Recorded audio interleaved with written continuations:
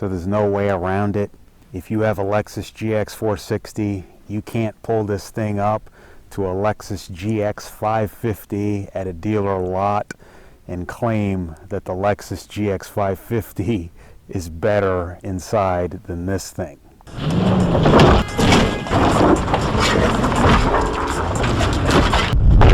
Today we're going to talk about why I'm not interested anymore in the Lexus GX550 and why I'm instead more interested in the upcoming Lexus LX700H Overtrail. You can't miss what you never had. I don't know who said that, but that's an old saying, and it rings very true when it comes to comparing this old Lexus GX460 to the new Lexus GX550. There's simply no way around it. We've pulled this one up to a new 550, this close together. You open all the doors. This thing looks like a Lexus inside, and the GX550 looks like a Toyota inside. As many others have said, the Lexus GX550 is impressive if you've never had a Lexus vehicle before. But those of you who are used to Lexus vehicles such as the LX or the GX, the difference is very, very apparent that they cut corners. There's no way around it. There's absolutely no other way to say the objective reality, and some people don't like hearing this, and that is these new Land Cruisers aren't really Land Cruisers. When we look at the new Lexus GX550 and you see what it looks like and what it feels like, it's obvious that they cut corners, and that's not been the traditional notion of a real American Land Cruiser. But from an American perspective, the Land Cruiser name has always been associated with top tier, no compromises. That's important to remember, because that's exactly what this Lexus GX460 is. You open this thing up and you get everything, all the leather, all the options, all the off-road stuff, all the comfort and convenience, all that stuff is there. And that's how Land Cruiser has always done it in America. So what changed with this new TNGAF platform? Basically, cost cutting. And this is where the it's not a real Land Cruiser stuff comes from. Every last Toyota truck and SUV is now on one singular TNGAF platform. Now hold on, you might be tempted to think that if everything's on the TNGAF platform that it's the same frame. It is not. Even though Toyota says it's all on the TNGAF platform, they are actually different frames. Yes, unfortunately it's true. Toyota's playing around with this same platform stuff, and they are hoping to imply that you think it means that TNGAF means the same frame. It does not. The mother vehicle, the Land Cruiser 300 GR Sport in the world market, has a different frame from the Lexus GX550, and that frame is also different from the Land Cruiser 250, aka the McLand Cruiser. With that said, Lexus did change some things for the 2025 version or model year of the GX550. Most notably, they gave it a 1-inch suspension lift. Let's go back real quick to 1996 and look at something like a 2-door RAV4, and the approach angle on that thing is ridiculous. It's 30-something degrees. It's in the high 30s. I don't have the exact number, but it's up there with the Jeep Wrangler. So way back in 96, Toyota knew how to do an approach angle on an off-road oriented vehicle. As years went by, the infamous Lexus beak went on the front of these things, and it's just been downhill ever since. Lexus still hasn't fixed that with the GX550, and so when we look at that abysmal approach angle and see that they lifted it 1 inch, we know they know there's a problem, but you can tell somewhere in Lexus there's a conflict going on. They've sat down and talked about this. They know they have a Land Cruiser 300, and it's highly capable. But at the same time, there's something over here, there's some department over here going, yeah, but we need to make it look pretty. We need to have this grill and this look and this predator face. And these two concepts obviously are at odds with each other, and it's basically botching the approach angle.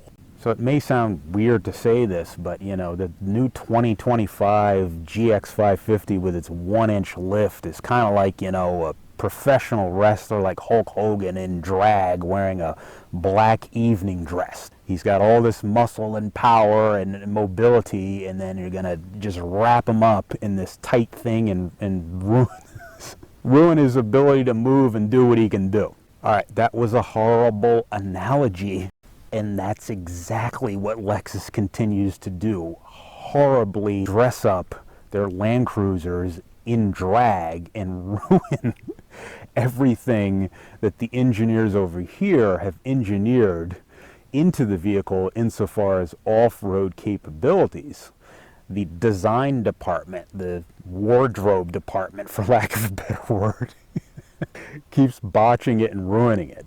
And there's some sort of war weirdness going on, and at the end of the day, it's up for us, the buyer, to buy these Toyotas and chop the bumper, chop the side steps, put on the skids. We have to go through this cookie cutter silly dance that people with, say, Jeep Wranglers don't have to go through, or ironically, people with 1996 Toyota RAV4s, they don't have to go through this either. They can just buy it right out of the box and have an awesome approach angle. So what is exciting me personally with Lexus and off-road vehicles is the new upcoming LX700H Overtrail. That's basically the new Lexus LX600, again based on that Land Cruiser 300 GR Sport in the world market frame. Yes, frame. So the frame, as mentioned earlier, on the Land Cruiser 300 is different from the GX550. So the Lexus LX700H Overtrail does indeed have the same exact frame as the mother vehicle, the Land Cruiser 300 GR Sport in the world market. So same exact frame this time. It's also going to come with a front locker, so the thing is triple locked.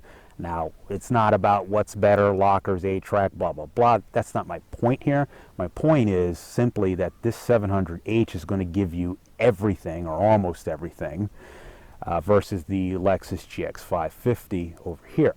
The only thing that it's missing is the wonderful EKDSS system that the Overtrail GX550 does have. That's, again, you know, Lexus is so close to getting this right, but they seem to be doing everything in their power to not give Americans a full-bore, full-on, legit Land Cruiser 300 GR Sport experience here in America. Because in their minds, they think Americans won't spend $120, $130 for a Toyota or Lexus off-road oriented SUV. The fact is this: yes, we will spend that much for a super awesome Lexus version of a Land Cruiser 300 GR Sport right here in America. Toyota screwed up with the Land Cruiser 200 because they never took any effort to actually market it in America. It had all these awesome features like A-Track and MTS and the Torsen Center differential and all these wonderful things that us Toyota nerds know about already and have known about for decades. But when it came to marketing with the Land Cruiser 200, they never properly marketed it. And when Land Cruiser 200 sales were down, Toyota claimed that Americans just didn't buy the Land Cruiser 200. No. Toyota forgot to market it competently in America. It's Toyota's fault, and Toyota's fault only, that Land Cruiser 200 sales didn't happen here in America. I think something like the Land Cruiser 300 GR Sport or a Lexus version, whether it's in a GX form, GX550 form, GX650 they'll probably call it, or a Lexus 700H++ Overtrail++, whatever they want to call it. If you give us the Land Cruiser 300 GR Sport for real here in America and advertise it as such, it will sell. Toyota and Lexus need to realize, whether we're talking Land Cruisers or GXs or LXs, that all this stuff is all in the same price range to a Lexus or Toyota Land Cruiser buyer. This thing, when it came out, I don't know what it was, 65 and you know, back then dollars, you know what I mean, before the Take into account inflation, it's the same prices in today's dollars of 80 grand that the GX550 costs. So what I'm trying to ramble here is, if you're shopping for a GX and you've got 80 grand to spend, you've also got 100 grand to spend for an LX600 or 120 for a LX700H Overtrail. It's all bleeding and running together. Nobody in this price bracket up here at the top of off-road Lexus and Toyota SUVs is penny pinching and looking for a value proposition. Nobody's looking for that. Instead, we're looking to have it all, and that's again always been that traditional real deal Land Cruiser experience that Lexus GX460 buyers got to experience. In the past, we were able to have it all. So nobody's asking for a value proposition or these TNGAF platforms to be cut up and divided. It's not exciting. The price is not the issue. It's the excitement factor. In other words, what am I looking for when I want to replace this thing? I'm looking at what's exciting. Where is it all at? Where's the thing? Where's the Toyota awesome SUV stuff? Not what it cost. It's give me the Land Cruiser 300 stuff that the rest of the world gets. Yeah, I know it's going to be 130, but they're all 130. So hopefully Lexus and Toyota will get it together and stop blaming the consumer or the buyer for why the Land Cruiser 200 failed and therefore why we couldn't get the Land Cruiser 300 here. Hopefully they'll look in the mirror and blame the true culprit, which is themselves, for doing absolutely zero marketing for the last decade on the Land Cruiser 200. If they can come to that realization, I think they would see that, hey, I'm not the only oddball out here willing to pay $130 for something that is exquisite insofar as off-road ability and interior luxury and world-class top-tier Land Cruiser level, true Land Cruiser level refinement. The market exists. Toyota of America and Lexus of America is just too chicken to figure it out. They chickened out on the name, the GX550. It's supposed to be named after the engine displacement. This 550 should have been called the Lexus GX350 or 340 TT. But they got scared. They thought people willing to pay $80,000 to $130,000 on an SUV are dumb, and so we are going to go, oh, 550 is bigger than 460, or 350 TT is smaller than 600 or 700, so I don't understand. Lexus and Toyota marketing research needs a little bit of work. They seem to be doing one extreme or the other with the normal Toyota trucks, the Tundra, the Sequoia, the Tacoma. Nobody's happy because they're getting too greedy over there with the prices. They're going, we'll just give them a truck, put some TRD stickers on it.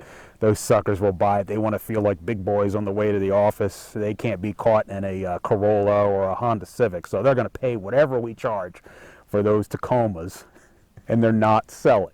Over here on the luxury end, in Land Cruiser world, it's, just give them a McLand Cruiser, call it a Land Cruiser, and it'll sell like hotcakes. Everybody will love them. They won't know the difference. They won't realize that it's that the Land Cruiser 300 in the world market exists.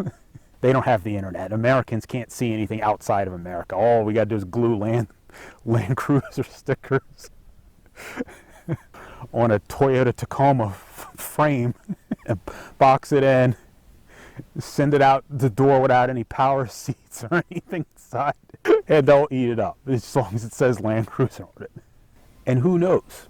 Maybe I'm wrong. Maybe I'm the crazy one. Maybe we're the oddballs, all us Toyota Land Cruiser nerds and fanboys and fangirls. And Toyota is onto something, and these things really are going to sell like hotcakes, and the American buying masses are imbeciles, and therefore will buy anything as long as it says TRD or Land Cruiser on it at any price, no matter if it drives and has the same features as a Toyota Tercel. That's a risk that Toyota and Lexus are currently taking right now, but I will say from the other end of the spectrum, in the interested in Land Cruiser type stuff market, There's nothing interesting right now. There's nothing that makes me want to get rid of this thing and go, oh yeah, I want to get that new thing and that new feature, this, that, or the other. The only thing that fills all those check boxes is the Land Cruiser 300 GR Sport in the world market that, of course, ironically, that we can't get. So Toyota and Lexus are going through a little bit of an awkward phase. You remember back in the day when they did Scion? They tried to get to the young whippersnappers, the Generation X and the millennials. They came out with their Scion XB, and let's make it in the shape of a box. The youngsters like boxes. You know, they're in a little bit of a marketing conundrum between their weird attachment to the predator face Lexus design language, to exploiting Toyota Tacoma truck buyers over here, to playing around and subdividing the TNGAF platform a million times over across 8 different models, dealer markups, to silly subscription services so you can get your phone to unlock your door, to Lexus deciding to remove the classic Lexus wood steering wheel out of their GX550 and all their other Lexus models. Lexus and Toyota are essentially in a little bit of an awkward spot, and it's my hope that they figure this out and give the people what they want.